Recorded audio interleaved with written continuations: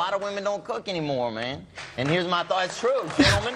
Wait. Look at us, hungry clap. You hear that hunger clap? Hunger And clap. here's my thoughts, ladies. If God didn't want you to cook, then why did he naturally put milk and eggs in your body?